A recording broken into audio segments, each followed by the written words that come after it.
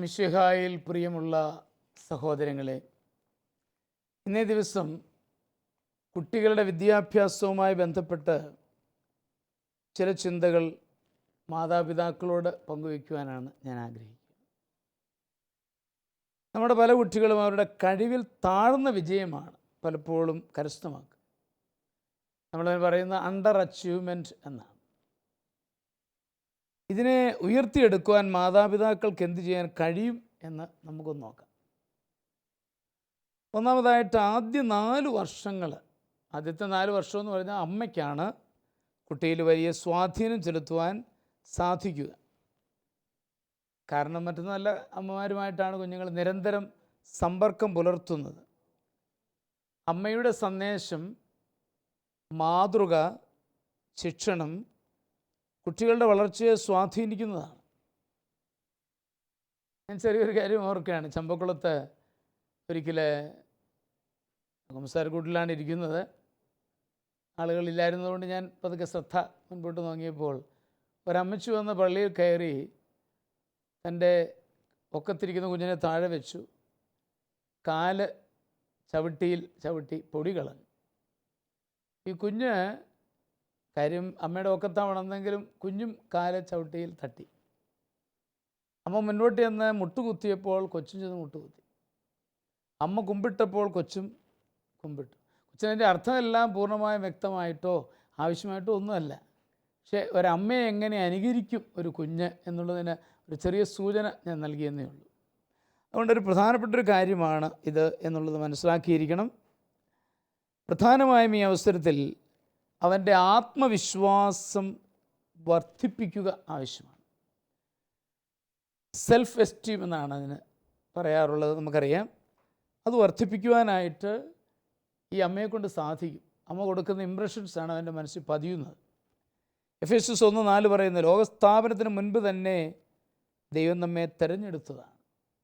നിസ്സാരപ്പെട്ട വ്യക്തികളല്ല ഈ ഭൂമിയിലുള്ളവർ എന്നുള്ള ബോധ്യം അത് കുഞ്ഞുങ്ങൾക്ക് കൊടുക്കുവാൻ നല്ലൊരമ്മയ്ക്ക് കഴിയും. നിങ്ങൾ നിസ്സാരപ്പെട്ടവരല്ല എന്ന ബോധ്യം, ആ ഒരു ബോധ്യത്തിൽ അവരെ നിലനിർത്തുവാനായിട്ട് പ്രത്യേകം ശ്രദ്ധിക്കണം എന്നുള്ളത് ഓർമ്മിപ്പിക്കുകയാണ്. ഉയരത്തിൽ നിന്നൊരു കുഞ്ഞിനോട് താഴോട്ട് ചാടാനായിട്ട് പറഞ്ഞാൽ എൻ്റെ അമ്മയും അപ്പനും ചേട്ടനും ചേച്ചിയും ഒക്കെ അവിടെ നിൽപ്പുണ്ടെങ്കിലും ഈ കുഞ്ഞ് ചാടാൻ പോകുന്ന അമ്മയുടെ കൈകളിലേക്കായിരിക്കും. അപ്പനാണെങ്കിൽ നല്ല മസിലൊക്കെ ഉണ്ട്, അതൊന്നും കൊച്ചു ചിന്തിക്കത്തില്ല. കാരണം എൻ്റെ അമ്മയിൽ എനിക്ക് ആശ്രയിക്കാമെന്നുള്ള ബോധ്യം അത് കുഞ്ഞുങ്ങളിൽ വളർന്നു വരേണ്ടത് ആവശ്യമാണ്. അതുകൊണ്ട് സുരക്ഷിതത്വം അവിടെയാണെന്ന് അവനറിയാം. ആ ഒരു ബോധ്യം കൊടുക്കുവാൻ പ്രിയപ്പെട്ട മാതാക്കൾക്ക് കഴിയണം എന്നൊരു ചെറിയ ചിന്ത ഇന്ന് നിങ്ങളുടെ മുമ്പിൽ സമർപ്പിച്ചുകൊണ്ട് ഇന്നത്തെ നമ്മളുടെ കത്തുകളിലേക്ക് നമുക്ക് കിടക്കാം. ഇന്നത്തെ ആദ്യത്തെ കത്ത് ആരുടേതാണ്? ഇന്നത്തെ ആദ്യത്തെ കത്ത് സ്വിറ്റ്സർലൻഡിൽ നിന്നും ഷിജി എന്ന ഹൗസ് വൈഫിൻ്റേതാണ്. അച്ഛാ, എൻ്റെ ഭർത്താവ് മറ്റൊരു സ്ത്രീയുമായി അടുപ്പത്തിലാണ്. ഞാനത് തെളിവ് സഹിതം കണ്ടുപിടിച്ചു. ആ ബന്ധം ഇപ്പോൾ ഉപേക്ഷിച്ചിട്ടുണ്ട്. പിന്നീട് പല സ്ത്രീകളുമായും അദ്ദേഹം അടുക്കുന്നു. എനിക്ക് തോന്നുന്നത് അയാൾ ഒരു സെക്സ് അഡിക്റ്റ് ആണെന്നാണ്. ഈ സാഹചര്യത്തിൽ ഞാൻ എന്തു ചെയ്യണം? എന്നോടുള്ള അടുപ്പത്തിൽ കുറവുകൾ കാണിക്കുന്നില്ല, എങ്കിലും ഈ പോക്ക് ശരിയല്ലല്ലോ. എങ്ങനെ നീങ്ങണമെന്ന് പറഞ്ഞു തരാമോ? പ്രത്യേകം പ്രാർത്ഥിക്കുകയും ചെയ്യണമേ. തീർച്ചയായിട്ടും ഷിജി വളരെ പക്വതയോടുകൂടി കാര്യങ്ങൾ കണ്ട് നീങ്ങുന്നതിൽ അഭിനന്ദനങ്ങൾ നേരുന്നു. തകർന്നു പോകാതെ കാര്യങ്ങൾ പരിഹരിക്കാനായിട്ട് ശ്രമിക്കുന്നു എന്നുള്ളതാണ് എനിക്ക് സന്തോഷം പകരുന്നത്. ഷിജി പറഞ്ഞതുപോലെ അയാൾ സെക്സ് വിഷയത്തിൽ അല്പം ബലഹീനനാണെന്ന് തന്നെ തോന്നുന്നു. കാരണം പല സ്ത്രീകളുമായിട്ട് എടുക്കുന്നു എന്നാണ് പറഞ്ഞിരിക്കുന്നത്.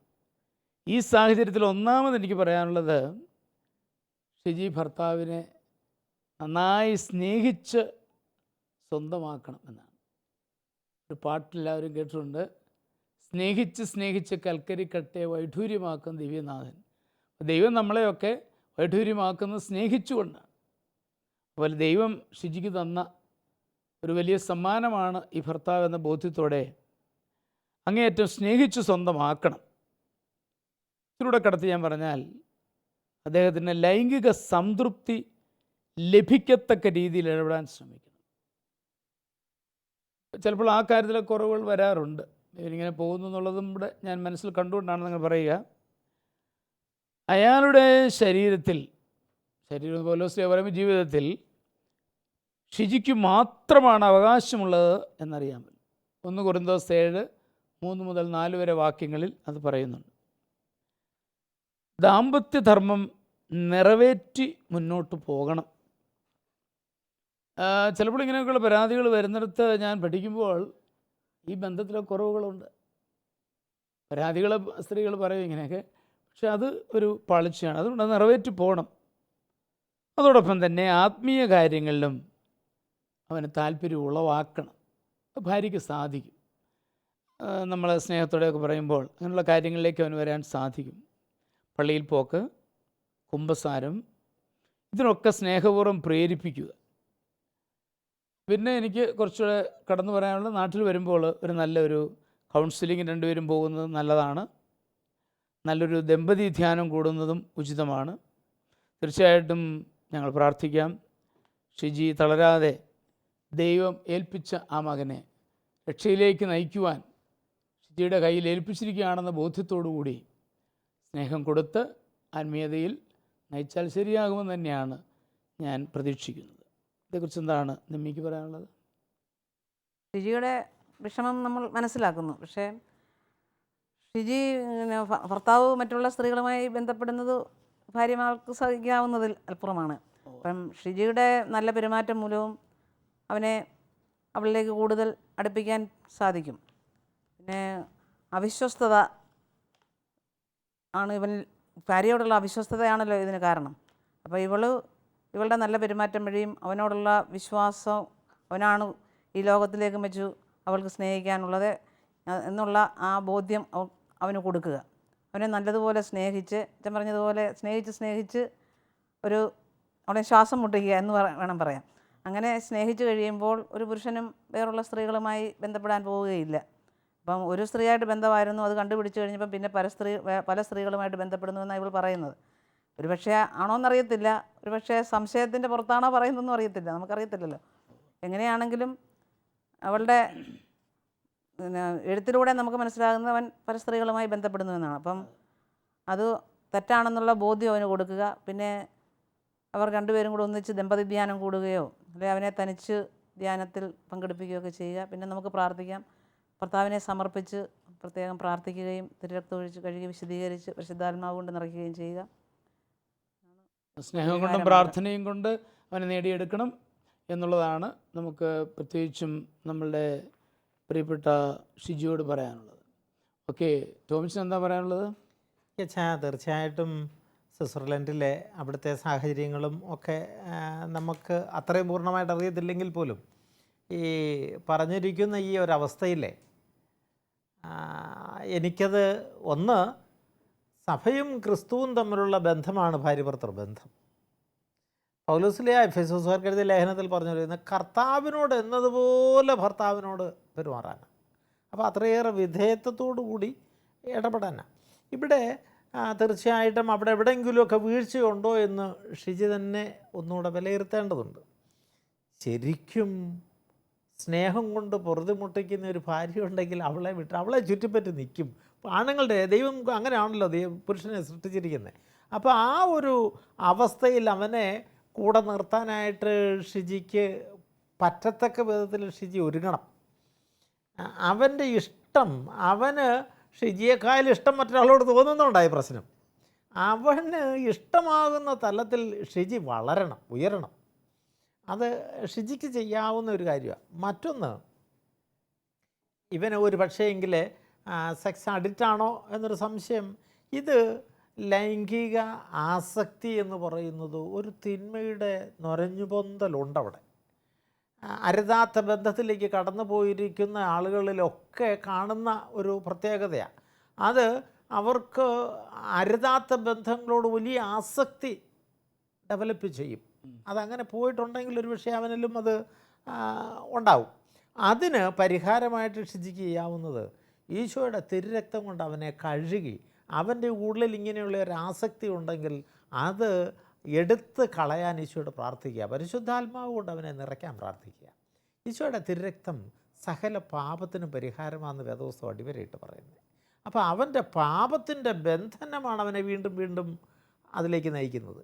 അതുകൊണ്ട് ഷിജിക്ക് ഈശോയുടെ തിരുരക്തം ഒഴിച്ചിട്ട് അവനെ കഴുകി അവൻ്റെ നെറുകം മുതൽ പാദം വരെ അവനിൽ അടിഞ്ഞുകൂടിയിരിക്കുന്ന ആസക്തിയെ നിർമ്മാർജ്ജനം ചെയ്യാൻ ഈശോയോട് പ്രാർത്ഥിച്ചുകൊണ്ട് അവനോട് ബോധ്യത്തോടു കൂടി തന്നെ പ്രാർത്ഥിക്കാൻ പറ്റുന്നെങ്കിൽ അങ്ങനെ ചെയ്യുക.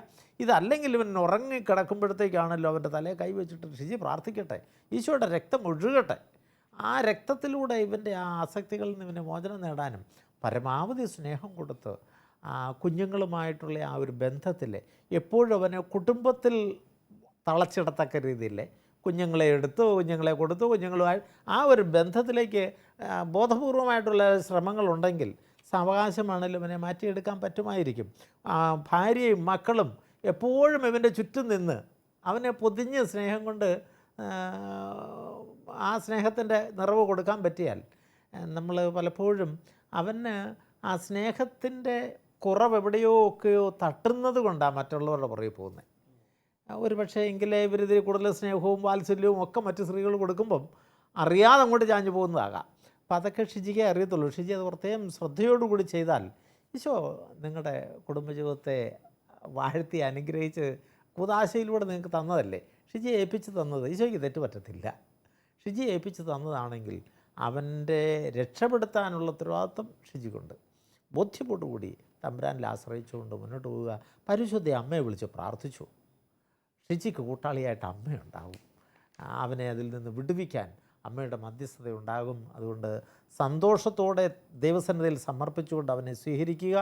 മനസ്സിൽ യാതൊരു അസ്വസ്ഥതയും ഇല്ലാതെ അവന് വേണ്ടിയിട്ട് പ്രാർത്ഥിക്കുക. ദൈവം ഷിജിയുടെ പ്രാർത്ഥന കേൾക്കും, അനുഗ്രഹിക്കപ്പെട്ട കുടുംബജീവിതം തരും. ഞങ്ങളോർത്ത് പ്രാർത്ഥിക്കാം. നമ്മൾ പറഞ്ഞു വെച്ചതിൻ്റെ ചുരുക്കം, ഷിജിക്കൊരു വിഷമം തോന്നാൻ സാധ്യതയുണ്ട്. ഞാനിവിടെ ഇരുന്ന് ചിന്തിക്കുകയായിരുന്നു.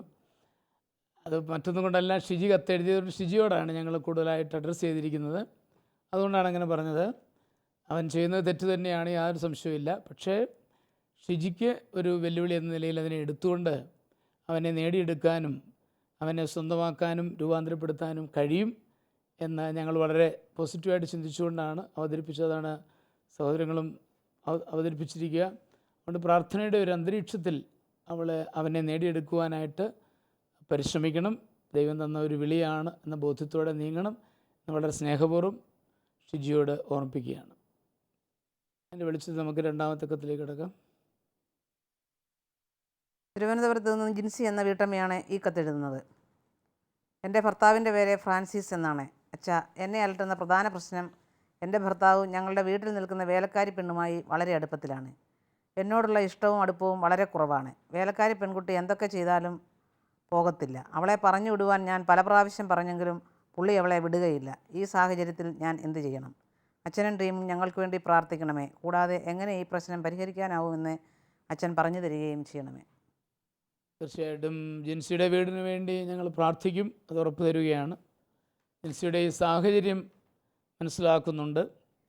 ഇവിടെയും ഭർത്താവിൻ്റെ അവിശ്വസ്തതയാണ് പ്രശ്നം. കഴിഞ്ഞ കത്തിലും അതുതന്നെയായിരുന്നു പ്രശ്നമായിട്ട് നിന്നത്. ഭർത്താവുമായി വളരെ സ്നേഹത്തിലായിരിക്കുമ്പോൾ ഈ പ്രശ്നം ഒന്ന് തുറന്നു പറയുന്നത് നല്ലതാണെന്ന് എനിക്ക് തോന്നുന്നു. അപ്പോൾ ഇത് വേറെ കാര്യമായിട്ട് അടുപ്പമാണ്. പല വിധത്തിൽ പറഞ്ഞുവിടാൻ നോക്കി, പുള്ളി സമ്മതിക്കുന്നില്ല, ഇതൊക്കെയേ പറഞ്ഞിട്ടുള്ളൂ. അപ്പോൾ ഇതൊന്ന് നേരിട്ട് ഒത്തിരി സ്നേഹമായിരിക്കുമ്പോൾ നല്ല സമയം നോക്കി, ഇങ്ങനെ ഒരു എനിക്ക് സംശയമുണ്ട്. കാരണം പല കാര്യങ്ങളിൽ നിങ്ങൾ അവളോടിങ്ങനെ അടുക്കുന്നു, അതൊക്കെയാണ് എൻ്റെ സംശയം. തുറന്നു പറയുമ്പോൾ ചിലപ്പോൾ ഒരു ക്ലാരിഫിക്കേഷൻ അവസരം ഉണ്ടാകുമെന്നാണ് ഞാൻ കരുതുന്നത്. കണ്ട കാര്യങ്ങൾ മാത്രം പറയുക, സംശയങ്ങളൊന്നും പറയണ്ട. കണ്ട കാര്യങ്ങൾ ഇതുകൊണ്ടാണ് എനിക്ക് സംശയം താനിടയായത് എന്ന് മാത്രം പറയുക. കുറ്റപ്പെടുത്തുന്നതിനേക്കാളേറെ എന്തുകൊണ്ട് ഇത്ര അടുപ്പം എന്നോടില്ല എന്ന് സൗമ്യമായി ചോദിക്കും. ഒരു നയപരമായൊരു അപ്രോച്ച് വേണമെന്നാണ് അവിടെ ഞാൻ പറഞ്ഞു വെക്കുന്നത്. അദ്ദേഹത്തിന് കാര്യങ്ങൾ മനസ്സിലാകാനും വിശദീകരിക്കാനും ഒരവസരം കൊടുക്കണം. അതാണ് എൻ്റെ പോയിൻ്റ്. ഒരുപക്ഷെ ഒരു സംശയകരമായിട്ടൊക്കെ നീങ്ങിയിട്ടുണ്ടെങ്കിൽ അദ്ദേഹം തുറന്ന് പറയട്ടെ, ഹൃദയം തുറന്ന് അദ്ദേഹം ഒന്ന് പറയട്ടെ, അതിനൊരു അവസരം കൊടുക്കണം എന്ന് ഞാൻ ആഗ്രഹിക്കുകയാണ്. ചിലപ്പോൾ അതിന് ഉത്തരവായിട്ട് അതൊക്കെ വെറുതെ നിന്നെ സംശയമാടി, അത് വലിയ കാര്യമൊന്നുമില്ലെന്നൊക്കെ പറയാം. അങ്ങനെ പറഞ്ഞാൽ എന്തോ എൻ്റെ മനസ്സിൽ അങ്ങനെ ചില പ്രശ്നങ്ങളൊക്കെ വന്നിരിക്കുന്നു. നമുക്ക് രണ്ടുപേർക്കും കൂടെ ഒരു കൗൺസിലിങ്ങിന് അങ്ങ് പോയാലോ? അതിനെന്തിനാണ് ഈ കൗൺസിലിങ്? നീ അങ്ങ് മാറി വെച്ചാൽ മതി. അതെ, എനിക്ക് മാറാനൊരു സഹായം ആവശ്യമാണ്, അപ്പോൾ നമുക്കൊരു കൗൺസിലിങ്ങിന് പോയാലോ എന്ന് ജിൻസി വളരെ സ്നേഹപൂർവ്വം ഒന്ന് പറയുകയും അവിടെ ആ കൗൺസിലിങ്ങിലൂടെ കാര്യങ്ങൾ പരിഹരിക്കപ്പെടുകയും ചെയ്യും എന്ന് നമുക്ക് വിശ്വസിക്കുവാൻ സാധിക്കും. ജിൻസി സന്തോഷമായിട്ട് സ്നേഹത്തോടെ തന്നെ ഇടപെടണം. സംശയങ്ങളെ മനസ്സിൽ വെച്ച് വിഷമിക്കരുതെന്നാണ് എനിക്ക് പറയാനുള്ളത്. കൂടുതൽ സന്തോഷം കൊടുക്കുക. സഭാപ്രസംഗകൻ 4:9 മുതൽ 12 വരെ വാക്യങ്ങൾ നമുക്കെല്ലാവർക്കും വളരെ പരിചിതമായ വാക്യങ്ങളാണ്. ആ വാക്യങ്ങളൊന്ന് ശ്രദ്ധിക്കുക. നമുക്കവിടെ അറിയാവുന്നതാണ്. അവിടെ തമ്പുരാൻ പറഞ്ഞിരിക്കുകയാണ്, ഒന്നിച്ചു നിന്നാൽ നിങ്ങൾക്ക് വിജയമുണ്ട്, സന്തോഷമുണ്ടാകും. അവസാനം പറഞ്ഞു വച്ചിരിക്കുന്നത് എന്നാൽ മുപ്പിരിച്ചരട് വേഗം പൊട്ടുകയില്ല. അപ്പോൾ ദൈവം, മുപ്പിരിച്ചരട് എന്ന് പറഞ്ഞാൽ ദൈവവും ജിൻസിയും ഫ്രാൻസിസുമാണ്. അതാണ് മുപ്പിരിച്ചരട്. ഇവർ ഒന്നിച്ചു നിന്നാൽ ഒരു കുഴപ്പവും സംഭവിക്കില്ല. അതിനു വേണ്ടിയാണ് നമ്മൾ ശ്രമിക്കുന്നത്. അതിനുവേണ്ടി ഞങ്ങൾ പ്രാർത്ഥിക്കാം. എല്ലാം ശരിയാകുമെന്ന് വിശ്വസിക്കുക. അതുപോലെ തന്നെ സ്നേഹപൂർവ്വം നന്മയിലേക്ക് കുടുംബത്തെ നയിക്കുവാനായിട്ട് പരിശ്രമിക്കണമെന്നാണ് എനിക്ക് പറയാനുള്ളത്. ടോമിച്ചൻ എന്ത് പറയുന്നു? ഈ ജിൻസിയുടെ സംശയമേ ഉള്ളോ, യഥാർത്ഥത്തിൽ അത് വിഷയമാണോ എന്നുള്ളത് വളരെ വ്യക്തമായിട്ട് ഇവിടെ മനസ്സിലാകുന്നില്ല. സംശയത്തിൻ്റെ പേരിൽ അവനെ വേറൊരു തലത്തിലേക്ക് കൊണ്ടുപോകാതിരിക്കാൻ ശ്രദ്ധിക്കണം. കറക്റ്റാണെന്ന് ബോധ്യപ്പെട്ടാൽ മാത്രമേ മുന്നോട്ടെന്തെങ്കിലും ഒരു സ്റ്റെപ്പ് എടുക്കാവൂ.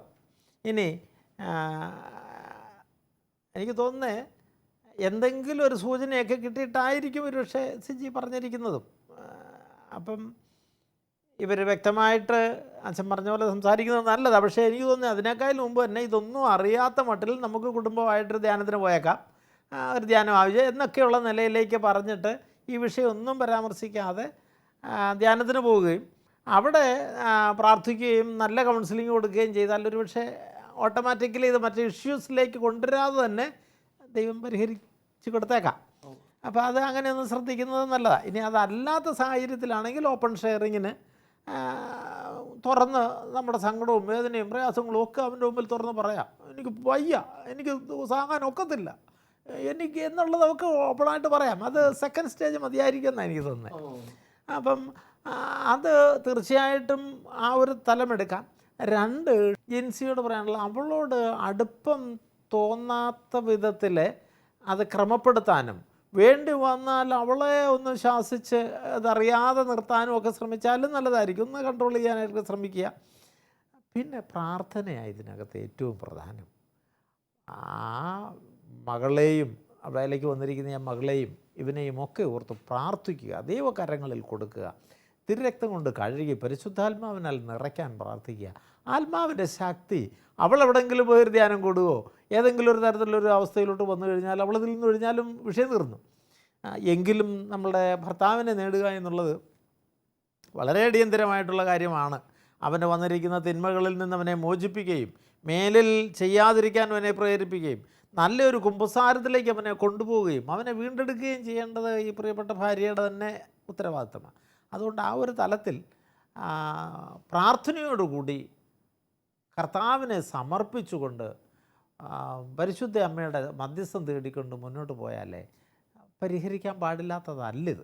അതുകൊണ്ട് ശാന്തമായിട്ട് പ്രാർത്ഥിക്കുക, തിരക്തം കൊണ്ട് അവനെ കഴുകാൻ ഈശോയോട് പറയുക, പരിശുദ്ധാത്മാവ് കൊണ്ട് നിറയ്ക്കാൻ പറയുക, കുടുംബത്തിലെ സന്തോഷവും സമാധാനവും നിരന്തരമായ പ്രാർത്ഥനയും സന്ധ്യപ്രാർത്ഥനയിലൊക്കെ നിരന്തരമായിട്ട് അവനെ ഉൾപ്പെടുത്തുക, തിരുവചനം വായിപ്പിക്കുക, വായിച്ച് കേൾപ്പിക്കുക. അങ്ങനെയൊക്കെ ചെയ്ത് കഴിഞ്ഞാൽ എവിടെയെങ്കിലുമൊക്കെ ദൈവാത്മാവ് ടച്ച് ചെയ്യും.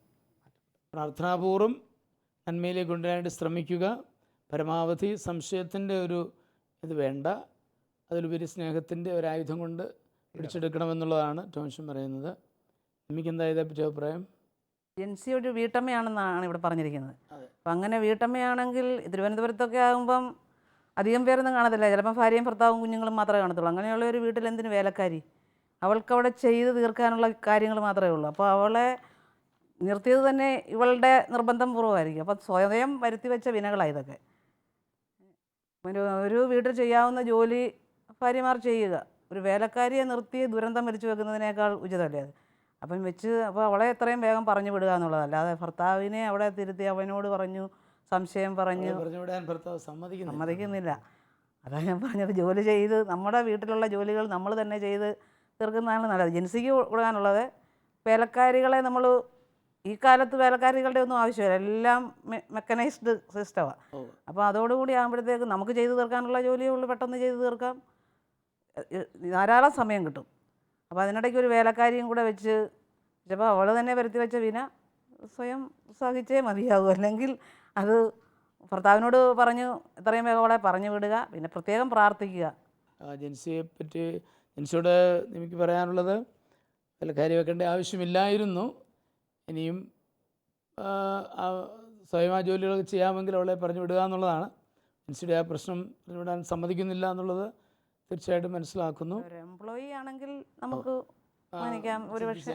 ഓക്കെ, ഏതായാലും ഞങ്ങൾ ജെൻസിയെ വിഷമിപ്പിക്കാൻ വേണ്ടി പറയുകയല്ല, ജെൻസി കൂടുതൽ പ്രായോഗികമായിട്ട് ചിന്തിച്ചുകൊണ്ട് ഒരു ആവശ്യമില്ല ജോലികളൊക്കെ ഞാൻ ചെയ്യാം, അങ്ങനെ ഒരു സന്മനസ്സോടുകൂടി ഒരു വോളണ്ടിയർ ചെയ്താൽ ചിലപ്പോൾ ഭർത്താവ് അതിന് പിന്നെ ആവശ്യമില്ലെങ്കിൽ പിന്നെ കുഴപ്പമില്ല എന്നുള്ള രീതിയിൽ വന്നേക്കാൻ സാധ്യതയുണ്ട്. ഞങ്ങൾ സാധ്യത പറയുന്നതേ ഉള്ളൂ. ഇനി ഉണ്ടെങ്കിലും ഇല്ലെങ്കിലും പ്രധാനമായിട്ടും ഈ ഭർത്താവിനെയും കുടുംബത്തെയും ദൈവം ഇപ്പോൾ നമ്മുടെ വീട്ടിൽ കൊണ്ടുവന്നിരിക്കുന്ന വേലക്കാരിയെയും സമർപ്പിച്ച് പ്രാർത്ഥിച്ചുകൊണ്ട് പരിശ്രമം ഉണ്ടാകണം എന്നുള്ളതാണ് ടോംസൺ പ്രത്യേകമായിട്ട് എടുത്ത് പറയുകയുണ്ടായത്. അപ്പോൾ ഇത് രണ്ടും ഒന്നിപ്പിച്ച് പറയുമ്പോൾ ഇത്രേ ഉള്ളൂ, ജെൻസിയുടെ ഭാഗത്തു നിന്ന് കൂടുതൽ സന്തോഷവും സ്നേഹവും കൊടുക്കുക. ഒരു സംശയമാണോ ഇതിൻ്റെ പുറകിൽ നിന്ന് വരാതിരിക്കട്ടെ, ഞാൻ അത് ആ വശം റൂൾ ഔട്ട് ചെയ്യുകയാണ്. കൂടുതൽ സ്നേഹത്തോടു കൂടി അവനോട് ഇടപെടാനും സ്നേഹത്തിൻ്റെ ഒരു ഭാഷയിൽ സംസാരിക്കാനും ഒക്കെ കഴിയണം. അതോടൊപ്പം തന്നെ വേണ്ടി വന്നാൽ, ടോംസൺ സൂചിപ്പിക്കുകയുണ്ടായി, വേണ്ടി വന്നാൽ ജിൻസി പോയൊരു ധ്യാനം കൂടി കൂടുതൽ മാറ്റത്തിലേക്ക് ജീവിതത്തെ നയിക്കുവാൻ ഇടയാവട്ടെ എന്നുകൂടെ ടോംസൺ സൂചിപ്പിക്കുകയുണ്ടായി. അപ്പോൾ അതിൻ്റെ വെളിച്ചത്തിൽ കുടുംബം മുഴുവനും രൂപാന്തരപ്പെടുവാനും അതുവഴി ഒരു വലിയ മാനസാന്തരം കുടുംബത്തിനുണ്ടായി കുടുംബസമാധാനം സ്ഥാപിക്കാൻ സാധിക്കട്ടെ എന്ന് പ്രാർത്ഥിക്കുന്നു. ഞങ്ങളെ ശ്രവിക്കുന്നവരും പ്രാർത്ഥന നേരുന്നു. തമ്പുരാൻ്റെ മുമ്പിൽ അവരെ സമർപ്പിക്കാം. നല്ലവനും സ്നേഹധീയമായ കർത്താവേ, ഞങ്ങൾക്ക് ഏറ്റവും പ്രിയപ്പെട്ട ഷിജിയുടെയും ജിൻസിയുടെയും കുടുംബങ്ങളെ ഞങ്ങൾ സമർപ്പിക്കുകയാണ്. പ്രശ്നങ്ങൾക്ക് സ്വല്പം ഒരേ സ്വഭാവമൊക്കെ ഉണ്ട് എന്ന് ഞങ്ങൾക്കറിയാം. എങ്കിലും ഓരോരുത്തരും യൂണീക്കാണ്. ഈശോ ആ കുടുംബങ്ങളിലേക്ക് കടന്നു ചെല്ലണമേ. ആ കുടുംബങ്ങളെ പ്രശ്നങ്ങൾ പരിഹരിച്ചുകൊണ്ട് പൂർണ്ണമായിട്ടും വളരെ സ്നേഹത്തിൻ്റെ ദൈവം ആഗ്രഹിക്കുന്ന ഒരു കുടുംബമാക്കി അവരെ രൂപാന്തരപ്പെടുത്തണമേ എന്ന് അങ്ങയോട് ഞങ്ങൾ പ്രാർത്ഥിക്കുന്നു. പിതാവും പുത്രനും പരിശുദ്ധാത്മാവുമായ സർവേശ്വരായ എന്നേക്കും ആമേൻ. ഈ പ്രോഗ്രാമിലേക്ക് കത്തുകളും അഭിപ്രായങ്ങളും അയക്കേണ്ട വിലാസം: to the producer, family counselling, Shalom television, Peruvannamuzhi PO, Kozhikode 673-528. Email info@shalomtelevision.com